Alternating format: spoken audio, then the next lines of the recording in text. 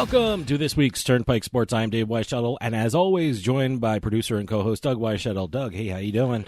I'm doing good, and I hate to harp on this for everybody, but we're still without a sports betting decision from the Supreme Court. Oh, boy, every Monday and sometimes on Tuesday, you're looking at Twitter, you're looking at the, SCOTUS blog? SCOTUS, it's just a Supreme Court of the United States, and it's called a SCOTUS blog. They have a blog where their clerks get together and they write up what's going on in the court each week, each month, all that stuff. They've gone through all the November decisions. The sports betting case was heard in December, so they should be coming out with it. They're hoping probably, well, everyone's hoping anytime soon, but it looks more and more like June. Yeah, I guess so. Boy, I think they're camped out at Monmouth Racetrack. I think Darren Rovell is shooting pictures, showing the TVs they're putting up and getting ready for sports betting, and it's they are doing an amazing amount of work at that racetrack just to get ready for this. William Hill right now Sports Bar, but soon it will be the William Hill Sports Book, I hope. Hopefully at some point. It used to be the Paddock Bar and Grill. Yeah. And then William Hill came in. They're working with Dennis Drazen over at Monmouth to try and get this all set up. It looks like they may be able to come through with that promise of if it passes, get the regulations there, they'll be within 2 weeks of getting going. Someone said they're going to try and do it in a day, but I don't see that happening. That's no crazy. No way is that going to happen. No. But, hey, it's been a busy week in sports, so let's take a ride on the Turnpike. Exit 1. Alrighty, first off, we have Aaron Rodgers buying a minority stake in the Milwaukee Bucks. I saw him sitting there with his girlfriend Danica Patrick in the stands. Well, as you know, the Bucks just got knocked out of the playoffs by the Celtics, and they're getting a new arena next year. And is this some kind of I don't want to call it a stunt to get more free agents attracted to going into this team, or is this? Or do you think this is an actual honest move by Aaron Rodgers because he loves Milwaukee and the area so much? I think it's an honest move. I think you're seeing a lot of athletes and former athletes getting involved in ownership. Well, he's the first active NFL player to own a stake in an NBA team. You got two other. But how big of a stake? No one knows how big of a stake. It's a minority ownership. No one knows. It could be 1%. It could be 5%. Really, anything under 49% is considered a minority stake, so I don't know exactly what it is. He's going to be the face of the Milwaukee Bucks, it looks like. Just like Derek Jeter is the face of the Marlins, and he only owns 3% of it. So, he's also the most hated man in Miami right now for what he did to the team. Well, that's what I'm talking about, and he only owns 3% of it, and he's taking 100% of the crap. Which leads me to wonder how much input Rodgers will have on anything. If Jeter is 3% holder of the Miami Marlins, he's making all these decisions. I doubt Aaron Rodgers has any say whatsoever in all this. Well, yeah, it'd be interesting to see how much he actually owns of it. But there are other players that own things. You've got LeBron James. He owns a stake in a soccer team, two soccer teams, as a matter of fact. He's got he owns the Liverpool Football Club out of the Premier League. It's Steve Nash, a former NBA player, that owns two stakes in two teams. One Major League Soccer team, the Vancouver Whitecaps, and a stake in a Spanish soccer club, Real Mallorca. Oh, I don't even know what that is, but it's a soccer team. That's huge in Europe, and I'm sure they're making money in Europe because they live and breathe soccer. Steve Nash is a huge soccer fan, so that made sense for him to get involved with that stuff. So we'll see if Rodgers' ownership actually brings players to the Bucks. Should be interesting. They got a good team right now. So Exit 2. We're going to head on up to Boston right now. Yawkey Way, the street outside of Fenway Park, has been renamed. It is now Jersey Street. Well, it's not renamed, isn't it? Going back to what it was originally. I guess when Tom Yawkey owned the team, it was Jersey Street, right? And then I guess when Tom Yawkey technically it was left. The original name. I think it was like 2 years ago or something when David Ortiz retired. They now just renamed a section of the street after David Ortiz. I think it was a bridge, wasn't it, or some kind of walkway? I honestly don't know exactly what part was renamed for him, but. Now, when they go back to Jersey Street, do they take away the Ortiz named section, or they keep that? No. I think that's an honorary. I think it's a walkway. It's like a little bridge near there, and I think that stays. But It's very interesting. I think they brought it back to Jersey Street because Tom Yawkey reportedly had some issues with regard to race. They were the last team to integrate. Some issues? Well, they were the last team to integrate. Well, let me tell you something. The Yawkey Foundation does a lot of great work in the community and shouldn't reflect badly on them. But, no, I think it was a... It took them 12 years. Well, and I actually looked up the name. Pumpsie Green. Pumpsie Green, yeah. In 1959. And they were the last players last team to integrate. So, but certainly if there's if this eases racial tensions, I don't think there were a lot there, but if it eases, that's good. But, the Yawkey Foundation is a great The one thing I wonder, how many of the newer fans, the younger generation fans, actually know anything about who Tom Yawkey was, other than Yawkey Way? Well, I got to tell you, there's plaques everywhere. All they have to do is read the building. Yeah, but do they know the background?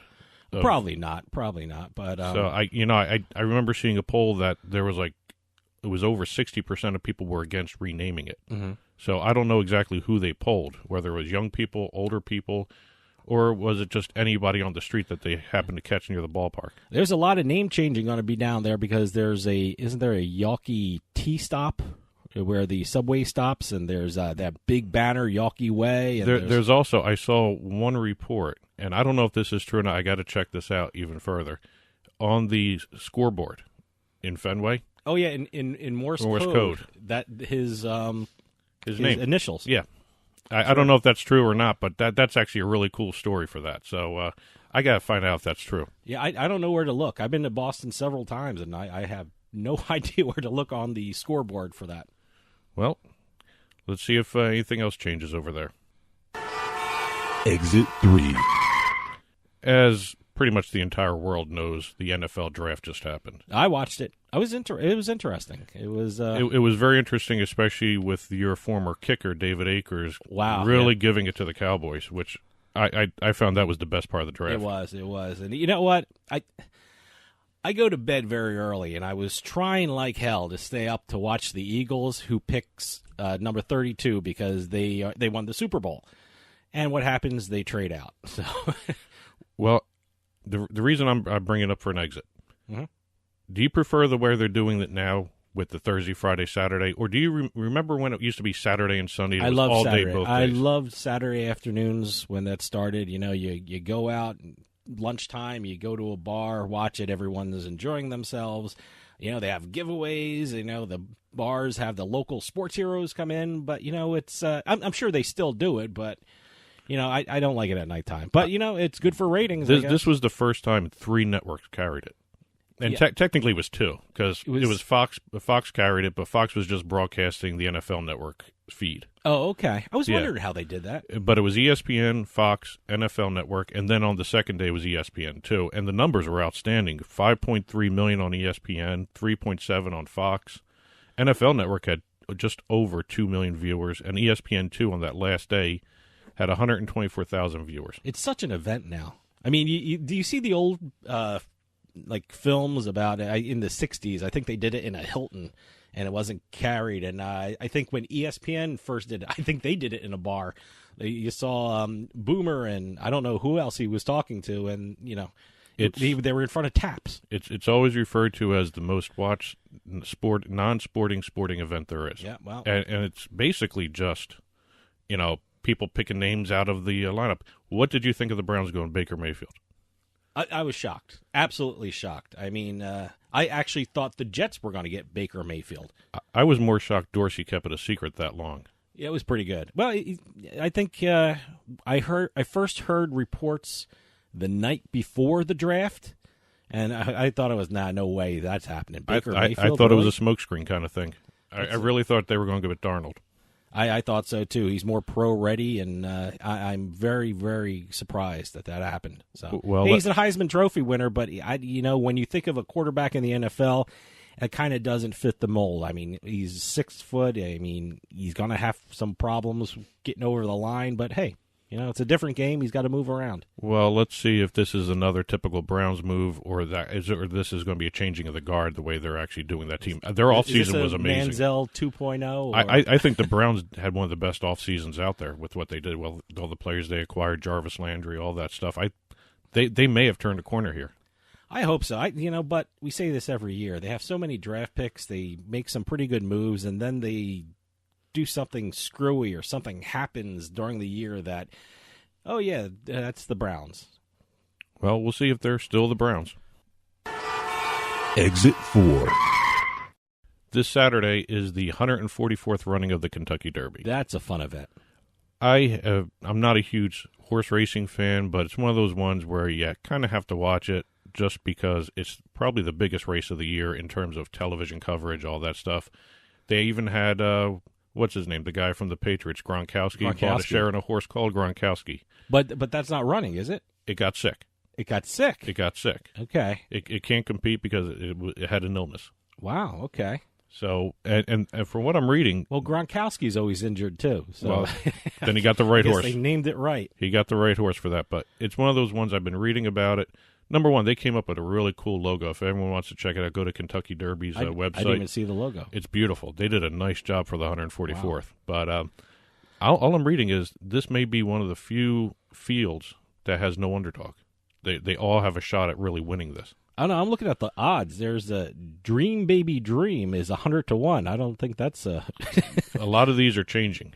Really? I know. I know William Hill released some numbers. There was no 100-1 runners right now. They were all down to 50-1, 40-1 that sort of thing. So that may change again. Who does the official odds?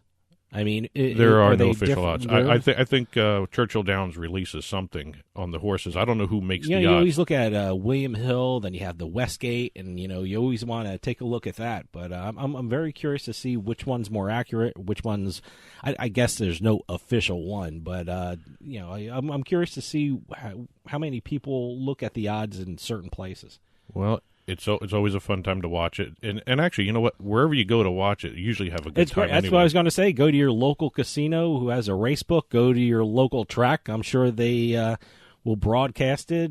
You can bet there, and hey, that's always a good afternoon.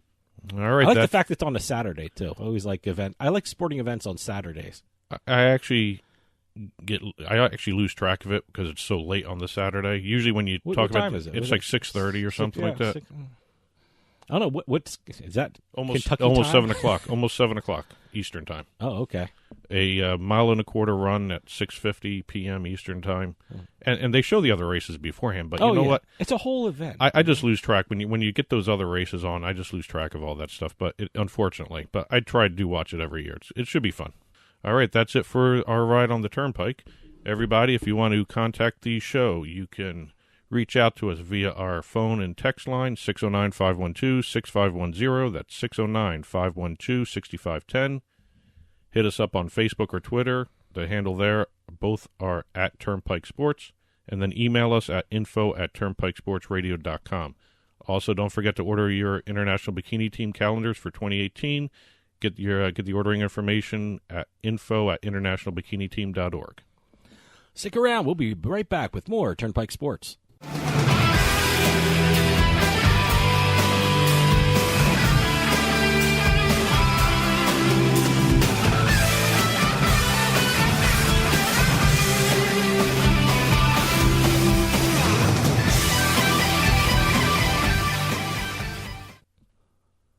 Free stuff is awesome, but free stuff that will spice up your bedroom is even better. Just go to adamandeve.com and select almost any one item for 50% off, and then we'll load on the free stuff. Just enter this very exclusive code, BABE16 at checkout, and you'll get 10 tantalizing free gifts, including a sexy item for him, a special toy for her, and a third item you'll both enjoy. And for your viewing pleasure, 6 free spicy movies on DVD. Plus, free free shipping. Always sent in discreet packaging.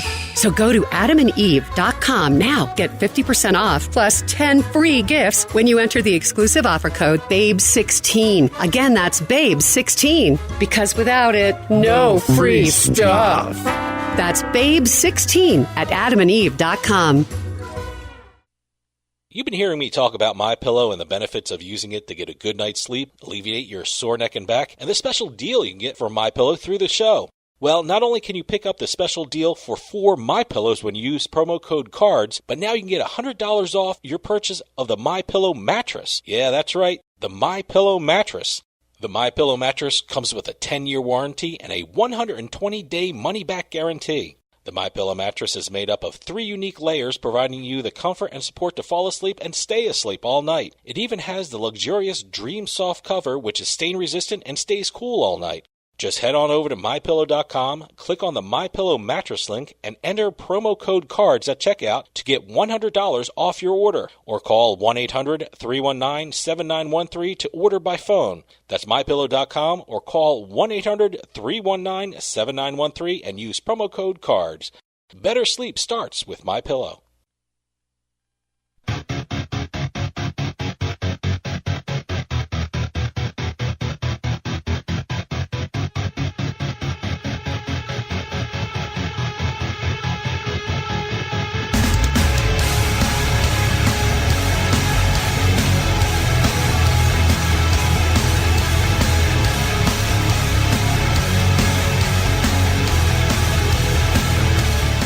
Welcome back to Turnpike Sports.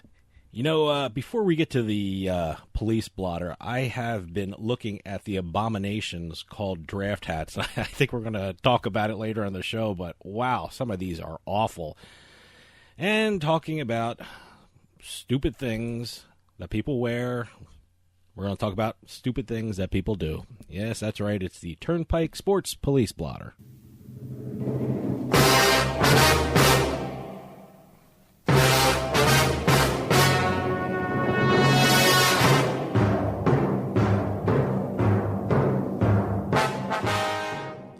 And as always, the Turnpike Sports Police Blotter is brought to you by Bean Genius. Over 2,000 specialty blends of coffee available at your fingertips at BeanGenius.com. Have some of the best coffee in the country delivered right to your door each month when you subscribe to Bean Genius. And now get 10% off of your subscription when you sign up at BeanGenius.com using our promo code PIKE at checkout. That's PIKE. Bean Genius, the smart specialty coffee subscription service. Very good read. Thank you. Well, we're going to start off with the University of Oregon linebacker Fotu Liato. Wow. He was charged with second-degree criminal mischief and second-degree theft and failure to appear at court. Okay, this one is actually... Alcohol involved? No, this is just stupidity. Oh, okay. He allegedly removed a parking boot from his own vehicle parked in front of his own home. That takes some strength. Oh, that takes balls God. to do that, well, too. But just the fact that he can do it. I don't know how he didn't do it with his bare hands. Oh, I don't know. I couldn't do it with a tool. Well, he removed it and damaged it. Oh, wow. So he's on the hook for that. Yep. and this is weird. The failure to appear comes from something else. Oh. These are 2 separate incidences, but 3 charges. He was previously... Well, obviously he has some problems before to get the boot in the first place. Well, parking tickets, all that stuff. Okay, so well, that can that's result probably in a why boot. he didn't appear. Well, this is interesting. The failure to appear charge comes from a January 28th incident where he was booked, arrested, whatever you want to call it, at the downtown station near the school. He was banned from the station because he rode a bus and refused to pay his fare or show his ID to the bus driver. So he was banned from the buses. The school buses. Yeah, and he didn't show up to deal with the charge of trespassing. He had a court order to appear, and he just blew it off. Wow. So now, after he removed the boot, they got him for that, to failure to appear. He's lucky he's still in school. He's still on the team. Well, it must be pretty good to stay on the team. Well, we'll see what happens. They are aware, as usual. No comment more than that from the school. Moving on to our next one, MMA fighter. Former MMA fighter, I should say. He was a Bellator and a World Series of Fighting veteran. Okay. 47 years old. I'm assuming he beat someone up. No, he killed somebody. Okay. Second-degree murder involving conspiracy and a weapon. I just threw that out because he had another incident, and this was actually something I found interesting. He crashed his car into an airport. Into an airport? He went into the building. And wow. He crashed his car into a building. He served 3 years for airport violence. That was the charge. I didn't even know there was a charge like that. I never even heard of somebody actually doing that. Wow. So this 47-year-old, he actually won a bronze medal in the Olympics. Oh, okay. So he's nuts. Yep. Moving on to former MLB, third baseman Kelly Gruber. He played for the Toronto Blue Jays, and he was a two-time All-Star for them. Charged with driving while intoxicated. Police pulled him over around 2 a.m. in the morning. They noticed his turn signal on for a long, long time, basically all the way down the highway. His turn signal was on. So cops can pull you over just for the turn signal? Turn signal was on without making a turn. That's why they stopped him. Wow. I got to be honest with you. I've done that in the afternoon, and I wasn't drunk at all, and I just forgot to put it on. So and then you mix in 83 miles an hour and a 65. They probably would not have pulled him over for the 83, really, okay, if you think about it. But that turn signal on all the time probably threw up some red flags. So wow. And when they pulled him over, and it's 2:00 in the morning too. Well, so. Also when they pulled him over, he admitted that he had been drinking. So that led to him getting the DWI that night. Moving on to former Michigan State University football player Austin Robertson was arrested. Charged with aggravated robbery with a dangerous weapon, conspiracy to commit robbery, distribution of marijuana, interfering with law enforcement officers. He faces also 2 counts of third-degree criminal sexual conduct in another county. And Who is this now? What? Former Michigan State University football player Austin Robertson. So he's not doing anything in sports now? No. And he actually, after the sexual assault, he fled the state. They had to track him down in Indiana, and they extradited him back to Michigan. And when this other arrest happened for the aggravated robbery, his bond is revoked, and he's now stuck in prison. Wow. Yeah, boy. So can imagine that, yeah. We'll see what happens with him, but that's a mess. It certainly is. Stick around. We're going to be talking draft. More importantly, the draft hats, those abominations. Stick around. We'll be right back with more Turnpike Sports.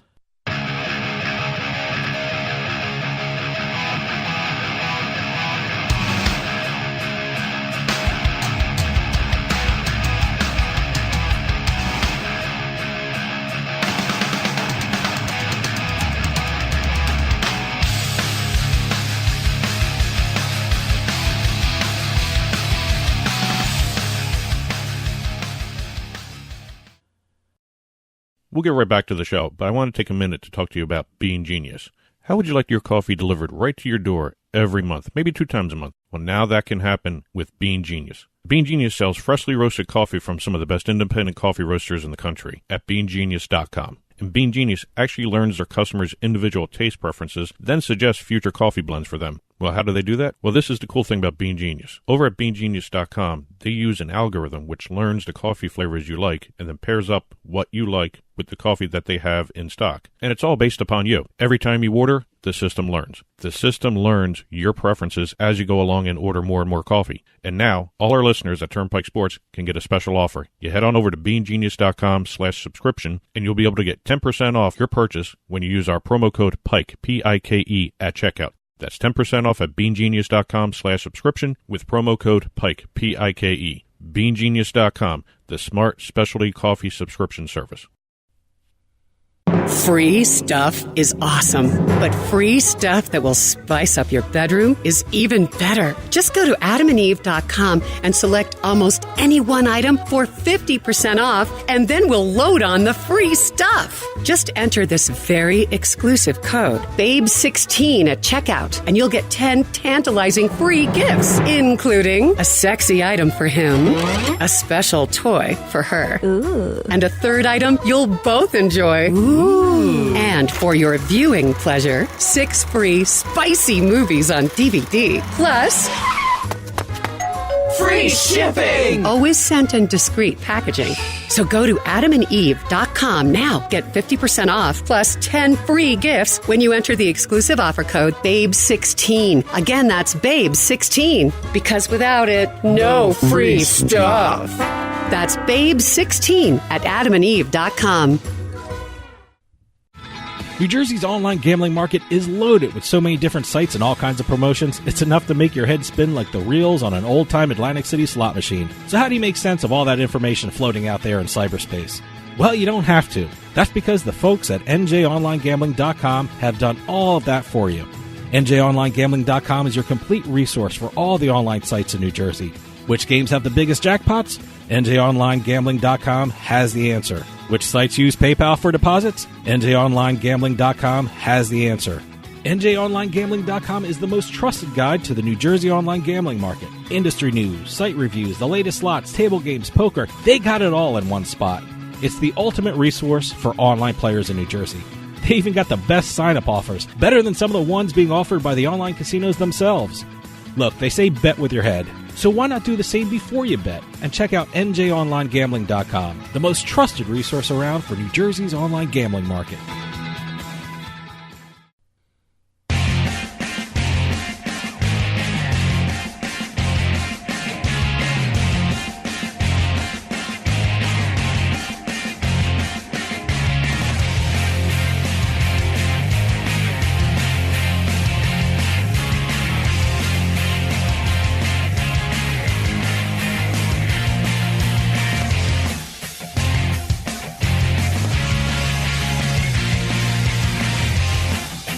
Welcome back to Turnpike Sports. Well, as everyone knows, the NFL Draft was held in Dallas this week, and one of the more fascinating things I look for at the draft are the draft hats. First off, I hate the draft hats anyway. I've never seen a good draft hat, and this year's was particularly bad.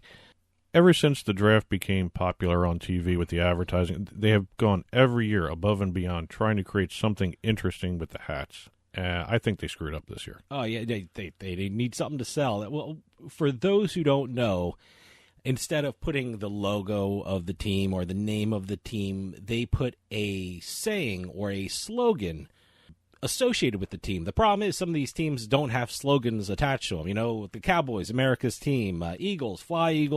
They did Big Blue for the Giants. Big Blue for the Giants, you know, but some teams don't have those kind of sayings. And some of them were just bizarre. They were just, Niners, it said Niners on it. I get it. They're called Niners. I think even Seattle had the We Are 12 or something. This is a weird one. Carolina Panthers have 2 states, 1 team. That's on the front of the hat. I can understand that. It shouldn't be on a hat. Because I remember when they first started, they were in North Carolina first, and then they moved over to South Carolina, and now they just call them the Carolina Panthers. This one I don't mind is Cleveland Dog Pound. There's obvious. What did they do? What did they do with the Jets? Because I didn't really notice that. They should have been gangrene. No, it was J-E-T- Oh, they did the Jets. They did the chant. That's stupid. Well, but it's associated with that team. It kind of makes sense. Here's one that I don't get for Tennessee. Tighten up. You mean like clench? Yeah, right. Tighten up. That's how they play every game. They just tighten up. I want to clench up. This is another one. Colts Forged. I don't even know what that means. Is that a saying? Can someone email us from Indiana to tell us what that means? You guys say that during the games? What does Colt Forged mean? Unless they're making it sound like the gun, Colt. Well, that's a stretch. That's the only thing I can think. Or you know what? Maybe the horseshoe. The horseshoe? You mean like forged in fire? Yeah, that sort of thing. I don't know. I thought I saw a really odd one with, what was it, Arizona? Arizona. I was just about to say that. Arizona. They have Rise Up Red Sea. Are they called the Red Sea? Do people chant that at games? I don't know. Is that a reference to Exodus? I don't know. Rise Up Red Sea. I mean, the color red, I got it, but Red Sea? You're in the desert. What sea are you talking about? Wait, are they referring to like the Red Rocks of Arizona and all that stuff, or is it something? Did they do something at one point during a season where they were wearing all red? I'm talking about the fans in the stands. I don't know. I have no clue what they're referring to. Here's an interesting Chicago Bears. Certainly, they're called Monsters of the Midway. What they did with the hat is they jammed all that in the front of the hat. Monsters of the Midway. They got it on there? They have it on there. Monsters of the Midway. What'd they do with the Packers? The Packers? I don't know. Boy, it's Did they just do Packers? I'm seeing or Cheeseheads. Here's one. The Saints, Big Easy Football. Okay. You know what? They ran out of ideas. They had to have. What is the Bengals? Who Day? See, I would, if I was the Saints, I'd be offended with that because aren't they who dat? Yeah, I know, right? It's that's taken their slogan the to Packers have Go Pack Go. Okay. Yep. And I think Jacksonville had a bad one too. Black and teal or something. Black and teal. I don't know what that means. Black and teal. I mean, I know that's their colors. That's their colors, but if you leave out the gold on the front of the helmet. Yeah. But here's an interesting. The Vikings defend the North. Okay, are they like being Leif Erikson there or whatever? I don't know. Detroit had to have something really cool though. I'm not finding Detroit. I'm not. Oh wait, yes they did. They had something about a pride. One pride. One pride. I guess pride is the lions. Is a group of lions. But you know what? A pack of lions is one pride. I don't know. I don't know if it's referring to the team or the fans or whatever. It's one pride. Yeah. I think they made a mistake with those. They should go back to just putting the team names on the hats instead. And of course, Raiders, Raider Nation. What about, and the Eagles did Fly, Eagles, Fly, Fly, right? Eagles, Fly, which, makes sense. That's their slogan. I have a T-shirt that says Fly, Eagles, Fly. But I got to tell you, as a general rule, I hate draft hats anyway. I think they're the ugliest damn things in the world. Only to be outdone by some of the suits and outfits the guys wore going up to the stage. Here's a good one. L.A. Rams, Mob Squad. Mob Squad? Yes. Why? I don't know what a mob refers to with L.A. Rams. I don't know. Broncos Country, Steel City, Superchargers. Well, that goes back to the San Diego Superchargers. Yes, they're particularly bad this year. That's horrible. So, all right, well, they struck out there, but overall, that draft did wonders for them. And, I've heard they're taking a bid now from a combination of Cleveland and Canton. They've never had the draft at Canton. That's pretty cool. I would actually love to see that. I would love to see that. We'll see if they actually go through with that bid for that for next for a draft down the road here. So, we'll see where it goes. Okay, that'll about do it for us. See you next week on the Turnpike.